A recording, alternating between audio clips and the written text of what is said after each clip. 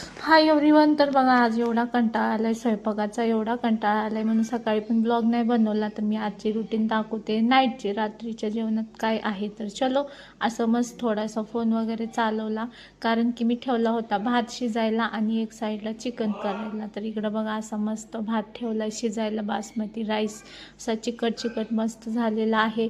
आणि इकडे मस्त तुकडा आहे बरं का, तर ते चिकन सोबत नाही वरण भात सोबत छान लागतो. आणि एक साईडला असं कांदा वगैरे घालून मस्त चिकन शिजायला ठेवले आहूंसाठी, एवढं बास होतं.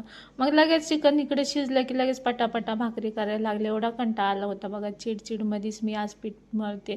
रोज उठा भाकरी थापा, चपात्या थापा, वैताग आला यार, कुठं तर जाऊ वाटायलंय आणि डोंगरात असं बसावं नाही का शांत. तर खूप कंटाळा आलाय सगळ्या गोष्टीचा, रोज रोज तेच तेच तेच तेच हाय ना. तर चला, हाऊसवाईफचं असंच असतं नाही का.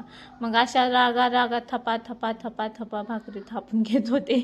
तर चला असंच असतं माझं, राग आलं म्हणजे मूडच नाही होता मला स्वयंपाकाचं, कोण करणार नाही का, आपल्यालाच करायला लागल. मग मस्त अशा भाकरी घेतल्या थापून, बघा किती सुगरण आहे मी.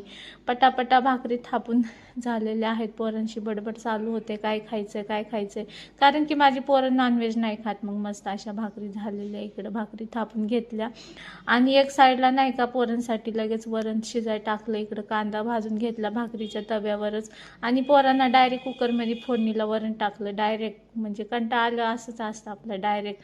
मग इकडे एक मसाला वाटून घेतला, इकडं कांदा खोबरं वगैरे सगळं वाटून घेतलं. असं मस्त तेल सुटूसपर्यंत नाही का असं वाटण शिजून घेतलं. आणि त्यात हा बघा काळा मसाला 1 चम्मच आणि लाल मिरची पावडर, असं झणझणीत आहे ना. हा आहे चिकन मसाला.